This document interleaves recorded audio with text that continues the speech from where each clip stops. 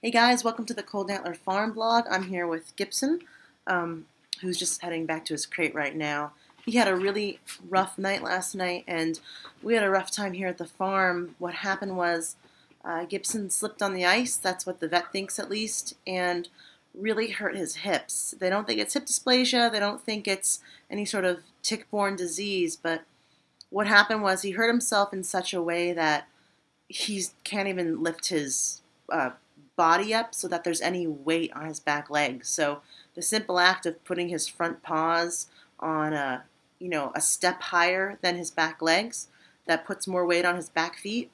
Intense pain. He spent the night. He couldn't get up on a bed, obviously, so I slept on the floor with him in front of the fire, right here, and we just put down a lot of blankets. And he didn't shake during the night when I was holding him, but this morning, as soon as he got up to go outside to pee, it was awful. So we got to the vet before it opened. We were sitting in the parking lot, and as soon as the doors opened, we got in there without an appointment. So thank those vets for being so fantastic. And he got a full physical, and they put an IV on him to help with his dehydration because he was in such pain. He refused to eat and he refused to drink anything. So he got fluids in him, and he got a full physical, and he ended up getting an injection for pain medications and going home with some pain pills too. So he's on the mend. He's not allowed to really do anything, and having a working border collie who basically can just lay around the house and has to be in a crate when I'm not with him because I can't.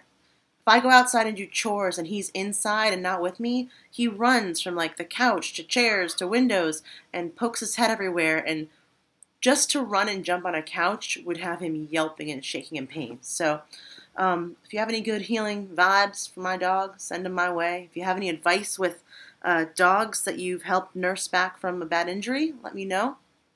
But that's what's been happening here, at least last night into this morning. Yesterday and the day before, Saturday and Sunday, was Fiddle Camp. It was a small camp this year. It was wonderful. I feel like every time I do a Fiddle Camp, it gets better for the students and for me. I've switched to a different brand of violins, which I really like. They're called Hola or Ola violins, and they are student violins. They're not fancy, but the sound, the craftsmanship, the wood, so much better than I've ever experienced at that price point. So I'm using those now. And the gentleman that came up from Maryland, there was 3 other people scheduled. They all switched to the May day camp or just couldn't make it because of weather or family obligations. So it was me and this gentleman named Wilson, and he basically got 2 days of nonstop personal instruction. And he came knowing nothing. He didn't know how to hold it, didn't know how to hold the bow. And we start out with just, here's the front, here's the back of the violin, and by the end of the second day, he was playing 2 songs, shuffling, learning to drone, comfortable with the instrument. He knew how to take the strings off and put them back on. He had tuning down, and he was learning by ear so well that every time he played the wrong note, he just fixed it himself. And that is what the camp's about. Fiddle Camp here is not about showing up and leaving playing Charlie Daniels songs. That doesn't happen. But what does happen is you come being a stranger to the fiddle, and you leave not only owning one, but owning the ability to teach yourself. And that's what I'm most excited about with any of my workshops. It is to come as an eager beginner and leave feeling like whatever it is you came to learn about is doable. And you're either seeing my situation or my instruments or my goats or my soap making or whatever the workshop's about. You get to see it in person, ask as many questions as you like, and then I'm available, of course, via email and other aspects of stuff. But it's just neat having the community that I only really know through vlogs and through online comments to come in person and meet in person and see this place that they read or watch videos about. See Merlin or jump on Merlin's back when they've just watched vlogs about him, or get a hug from Gibson when he's all better.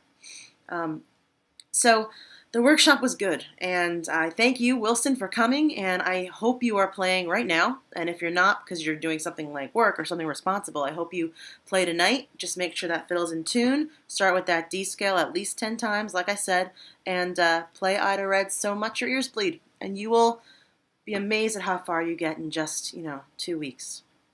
What else is going on in other news? Well, in other news, I have to order chicks soon for the farm, and I haven't done that yet. I made the stupid/smart decision to make 2 mortgage payments a month if I can by living really frugally and basically putting all of my resources into catching up on the mortgage.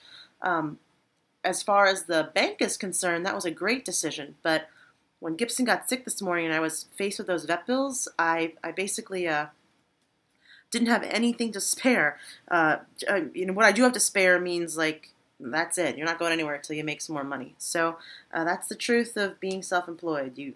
There should be more of a cushion, and there wasn't because I basically sent my cushion to the bank to pay for the house. So I have just posted today on the blog. If you go to barnhart.com, which is the blog I update almost every day, you can read more details and join the conversation about what happened with Gibson.